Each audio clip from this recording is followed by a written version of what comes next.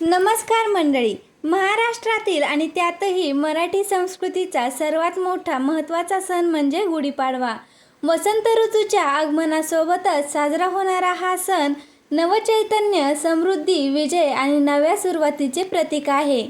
चैत्र महिन्यातील शुक्ल प्रतिपदेला गुढीपाडवा साजरा केला जातो. या दिवशी मराठी नववर्षाची सुरुवात देखील होते. 2026 मध्ये गुढीपाडवा गुरुवारी म्हणजेच 19 मार्चला साजरा होईल. तिथीची सुरुवात 19 तारखेला सकाळी 6:52 होईल आणि ती 20 मार्च रोजी पहाटे 4:52 संपेल. गुढीपाडवा जीवनातील नव्याने सुरुवात, सुव्यवस्था आणि सकारात्मकतेचे प्रतीक मानला जातो. गुढी म्हणजे घराबाहेर उभारली जाणारी रंगीबेरंगी सजवलेली काठी, तर पाडवा म्हणजे चंद्रमासाचा पहिला दिवस. महाराष्ट्रात या सणाला गुढीपाडवा म्हणतात, तर इतर भागात तो उगादी, नवरेह किंवा चेटीचंद या नावांनी साजरा केला जातो. मात्र सर्वत्र या सणामागे नव्या आयुष्याची आणि नव्या आशेचीच भावना असते. गुढीपाडवा 3.5 मुहूर्तांपैकी एक संपूर्ण असा मुहूर्त आहे. या शुभ मुहूर्तावर गुढीपाडव्याला नवीन वस्तू खरेदी करून आपल्या धनसंचयात भर पाडण्याची आपली जुनी परंपरा आहे. पण आजकाल सोन्या चांदीचे भाव गगनाला भिडले आहेत. प्रत्येकाला सोनं खरेदी करणं शक्य होत नाही.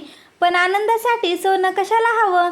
काही गोष्टी अशाही असतात ज्या सोन्यापेक्षाही मौल्यवान असतात आणि त्याची किंमत आपण पैशात कधीच करू शकत नाही. आपल्या घरात सुख, शांती आणि समृद्धी देणाऱ्या अशा कोणत्या वस्तू आहेत ज्या आपण खरेदी करू शकतो?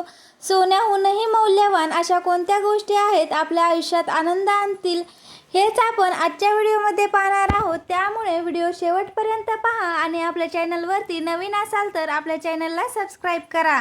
तर बघा मंडळी, तुम्हाला सोनं चांदीच्या वस्तू खरेदी करणं शक्य होत नाही, तर तुम्ही या वेळेला पितळेच्या वस्तू खरेदी करायच्या आहेत. म्हणजेच पितळेचा दिवा किंवा मग हळदी कुंकवाचा करंडा देखील तुम्ही खरेदी करू शकता. देवाचं तामण खरेदी करू शकतात किंवा घरातील कोणतीही पितळाची वस्तू तुम्ही खरेदी करू शकतात. असं म्हटलं जातं की सोन्या चांदीच्या नंतर पितळेचा धातू हा अत्यंत शुभ मानला जातो आणि त्यामुळेच पितळाच्या काही वस्तू आपल्याला गुढीपाडव्याच्या दिवशी खरेदी करायच्या आहेत.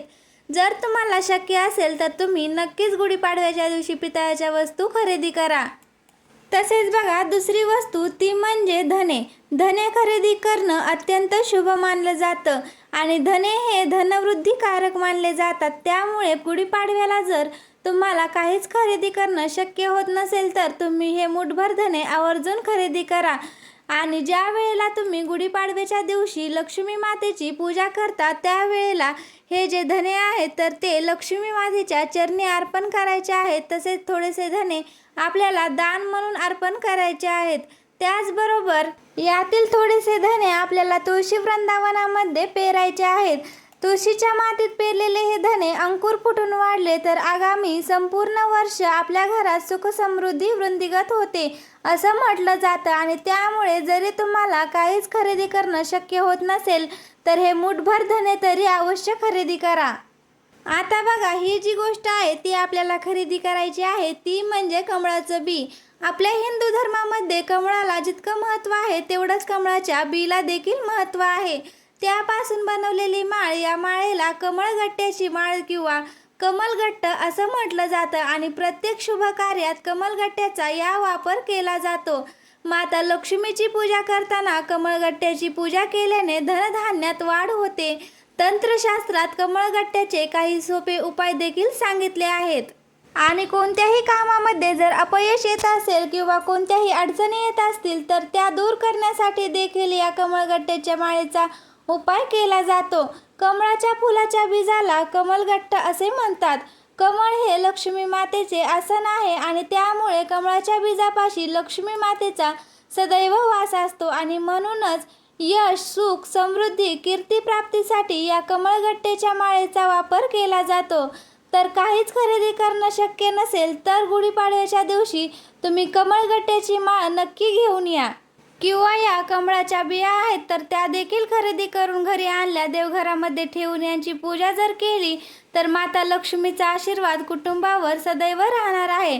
त्याचबरोबर श्री जगत प्रस्तुते नमः या महामंत्राचा जप सकाळ संध्याकाळ कमळगट्ट्याच्या माळेने जर केला तर घरातली दारिद्र्य कायमचं दूर होतं. सोबतच माता लक्ष्मीच्या कोणत्याही मंत्राचा या माळेने जर तुम्ही जप केला तर माता लक्ष्मीचा विशेष असा आशीर्वाद प्राप्त होतो आणि शत्रूपासून बचाव होतो. त्याचबरोबर घरामध्ये सकारात्मक ऊर्जा राहते आणि कमळगट्ट्याची जर बी असेल तर त्याची तुम्ही देवघरामध्ये माता लक्ष्मी समोर ठेवून विधिवत पूजा सेवा करायची आहे. मग आता लक्ष्मीचा मंत्र म्हणायचा आहे आणि त्यानंतर याला 1 रुपयाचं नाणं, 1 सुपारी आणि 1 लाल रंगाच्या कपड्यामध्ये याची पोटली तयार करून तुम्ही तुमच्या तिजोरीमध्ये किंवा ज्या ठिकाणी तुमच्या घरातील पैसा अडका ठेवता तर त्या ठिकाणी ठेवायची आहे, ज्यामुळे तुमच्या घरामध्ये कधीही धनाची कमतरता भासणार नाही आणि माता लक्ष्मीचा तुमच्यावर आशीर्वाद राहणार आहे.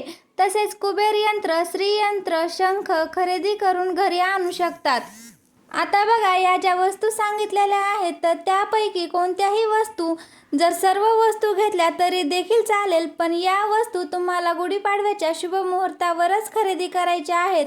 ज्या वस्तू देवघरामध्ये स्थापना करायच्या आहेत तर त्यांची देवघरामध्ये माता लक्ष्मीसोबत स्थापना करायची आहे.